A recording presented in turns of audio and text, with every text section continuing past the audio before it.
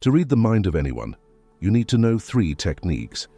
These techniques are crucial to master. By mastering these methods, you can effortlessly discern and grasp what anyone is pondering. So, let me tell you a Buddhist tale that will teach you how to read the mind of others. In a small village a long time ago, 2 brothers lived. The older brother was blind, so he spent most of his time at home, while the younger brother worked as a farmer. However, their farm was constantly being destroyed by the many animals in the fields. The younger brother was troubled by this problem, but he eventually came up with a solution. He thought, why not ask my blind brother for help to scare away the animals in the fields? He can sit in the field and shout if he hears any animal sounds, and this way, our crops will be saved. After thinking about it, the younger brother built a small hut in the field and placed the elder brother inside it. He explained to him, brother, if you hear any animal sounds, just shout and the animals will run away. This will save our crops. The elder brother agreed to his younger brother's idea and began sitting in the field. Whenever he heard the sound of animals, he shouted and scared them away. They continued this practice for many days. One time there was a field where a deer ran through and broke the fence before running away. Shortly after, a king who was pursuing the deer also came to the field. The king noticed the blind brother and asked him, have you seen a deer here? The blind brother replied, Your Majesty, I am blind. How can I see a deer? However, I can tell you that the animal that left my field is not worth chasing. You are wasting your time. The king was astonished by the blind brother's words and questioned how he knew this. The king asked the blind brother if he was lying, as he claimed to be blind but spoke about the worthiness of the deer. In response, the blind brother stated, Your Majesty, the animal you believe to be a deer is actually a pregnant doe. I have never heard of a king hunting a pregnant doe, so I am telling you that she is not worth your pursuit. You should not waste your time chasing after her. The king was left astonished upon hearing this. He was unable to comprehend how the blind person could identify the doe as pregnant. He pondered, how can a blind person know this? How can he be sure whether the deer I am chasing is pregnant or not? How can he confidently inform me of this information despite being blind? The king felt the need to verify this and thus instructed his commander, Commander, I want that animal alive. I need to confirm whether it is indeed a pregnant doe. The blind man seems to be very sure about this and I need to investigate. Please go and find out if she is pregnant. The king's orders were received by the commander, who proceeded. When he came back, he told the king that the blind brother was correct and that the doe was pregnant. The king was filled with wonder and couldn't figure out how the blind person had known about the doe's pregnancy. The king had many questions in his mind and decided to ask the blind man to get to the bottom of this. Look, I may not know whether you are truly blind or not, but I have come to ask you one thing. Will you give me the correct answer to my question? In response, the blind brother said, Your Majesty, you can ask me anything you want and I will answer you truthfully. The king said, You are a wise man and you seem to have a keen understanding of many things. Today, I have called you to find out whether my wife is faithful to me or not. The blind brother responded, Your Majesty, what kind of question is this? Your marriage has lasted for many years, and now you want to know such things. Why are these questions arising in your mind? However, the king insisted, saying, You must answer this question. If you do not provide me with an answer, I will punish you with the death penalty. Hearing the king's threat, the blind brother said, Your Majesty, if you want the answer to this question, you will have to do me a favor. The king asked, Tell me, what do I need to do? The blind brother responded, For that, you will have to leave your wife alone with me in a room. The king was initially angry upon hearing it, but he eventually agreed to the request and ordered his commander to leave the blind brother and the queen alone in a room. At that moment, the blind brother expressed his desire to touch the queen. Upon hearing this, the queen became furious and started beating the blind brother with her hands, feet, and all her might. Afterwards, the blind man somehow managed to escape and went to the king.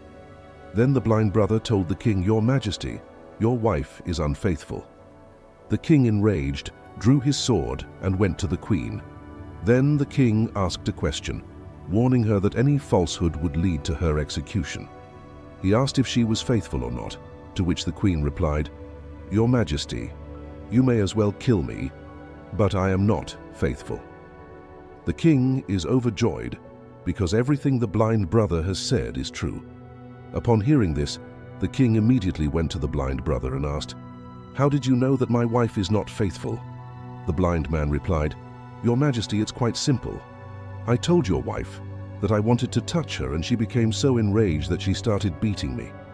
When I told her that I wanted to touch her, she could have refused, but instead she began to beat me, and in the process she touched my entire body. Now you tell me," he continued, "how can such a woman be faithful?" The king said, "You are quite wise. All right then, let's proceed." He added, "Answer one more question correctly, and I will let you go from here."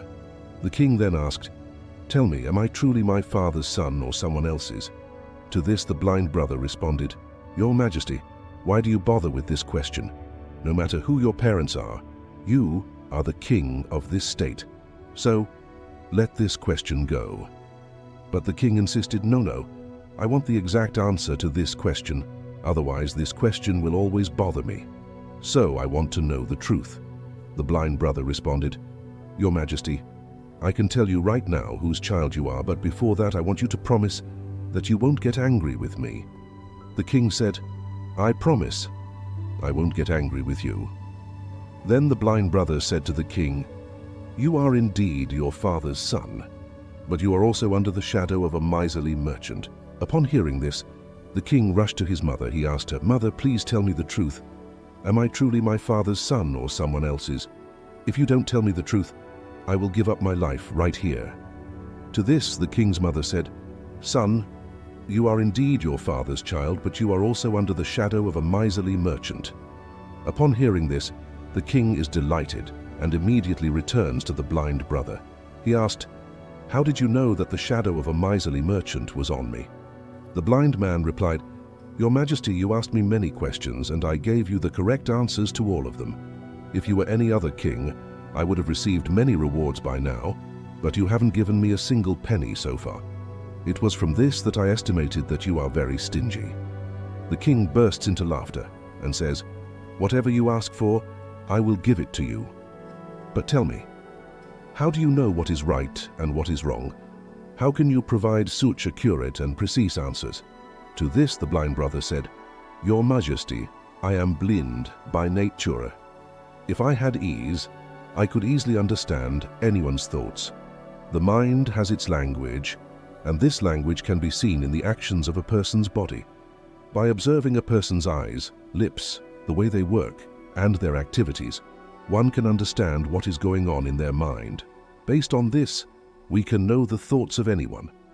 But I am blind, so I perceive through actions. If I want to know something, I have to assign a task to the next person to see how that person works and how he does the task. And based on that, I can understand what is going on in his mind." The king asked, "So does that mean I can also know someone's thoughts?"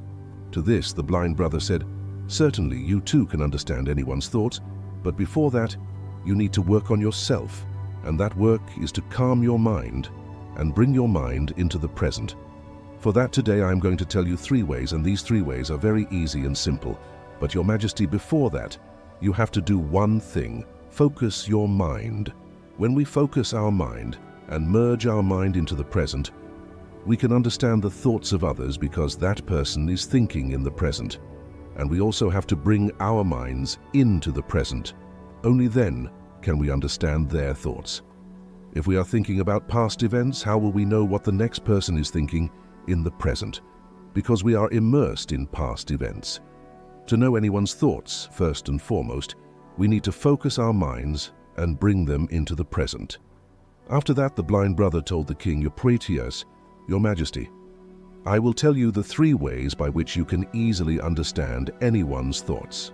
Then the blind man says to the king, "O king, the first method is to pay attention to the eyes. The most important thing when we talk to someone is to look them in the eyes, because eyes don't speak, but they say a lot. If we learn to understand the signals in a person's eyes, We can know what is going on in their mind, what they are thinking, and what they are about to do. I don't have eyes myself, but I learned this skill from the revered Gautam Buddha many years ago. He was my teacher and guide. I used to have eyes back then, and I could understand people's thoughts solely through their eyes. So, if you also want to know the thoughts of others, you should focus on their eyes, such as their gaze, where they are looking, and in what direction. If their eyes are wandering here and there when you're talking to them, it means they are searching for a way to escape from the conversation, and someone might be lying. If the person is avoiding direct eye contact, it means they are afraid that their lie might be exposed and people will learn the truth. But if their eyes look at you without moving, they are probably honest and interested. They want to talk to you and share their thoughts. Also, see how their eyebrows move. If their eyebrows go down while they look away, they might be thinking hard or worried about something else. If their eyebrows go up and their eyes get big, they might be surprised or curious about what you say. Also, see how big or small their pupils are. The pupils are the black part of the eye. If the pupils get bigger, it means they like you or what you say. They are excited or happy. If the pupils get smaller, it means they don't like you or what you say. They are uncomfortable or angry. Also, see how red or white their eyes are. The white part of the eye is called the sclera. If the sclera is red, it means they are tired, stressed, or sick. They might not want to talk to you.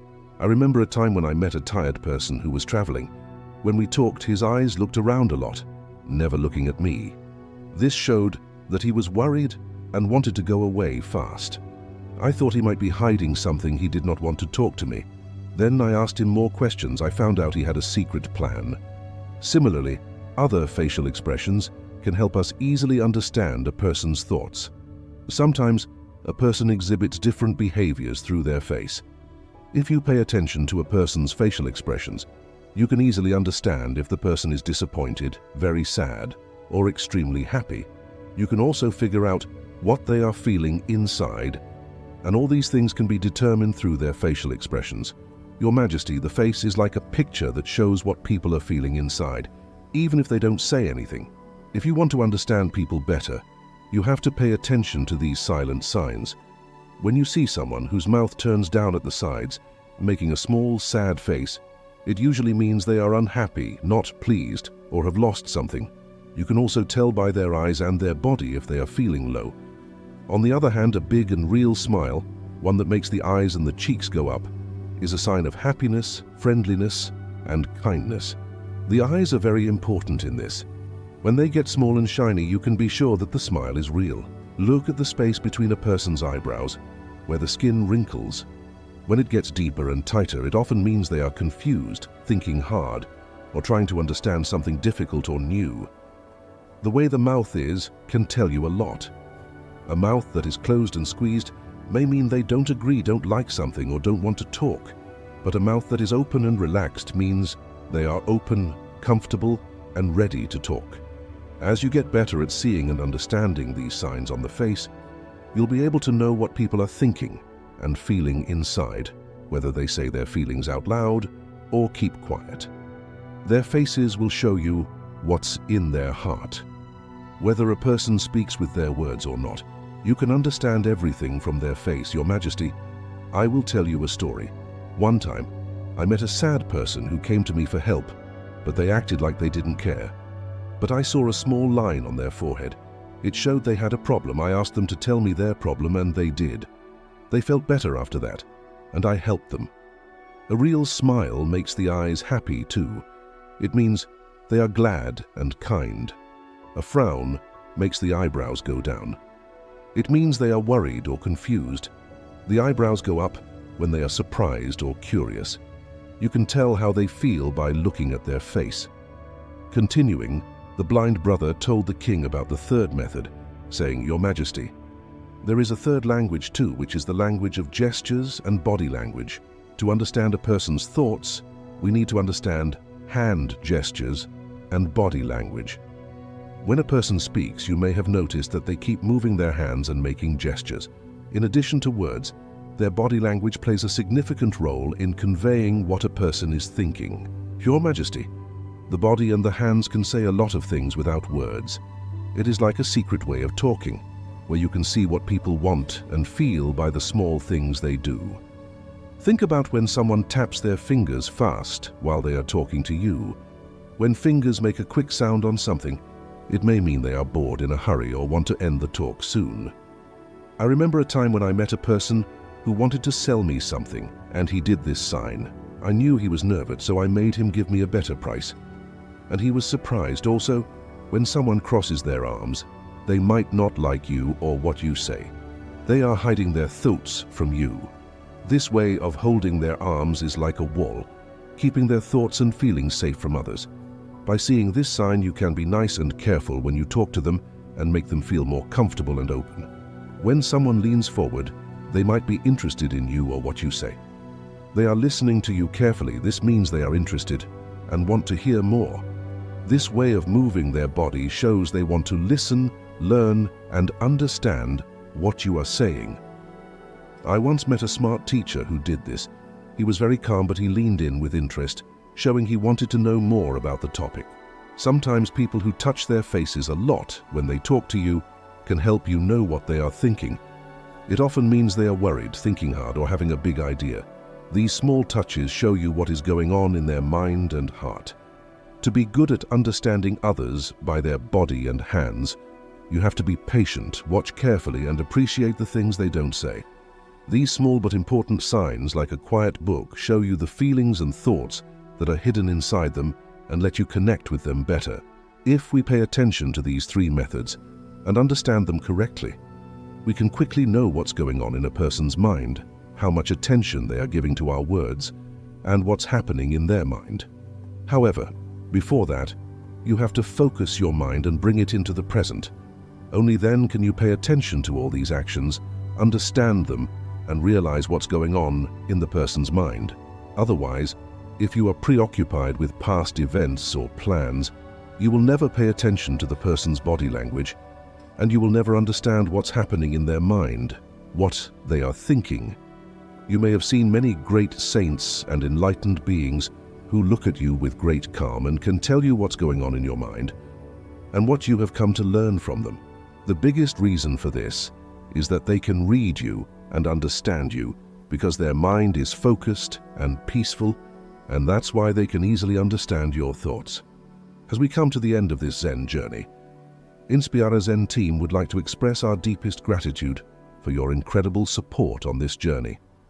Inspira Zen, because knowledge has the power to elevate your life.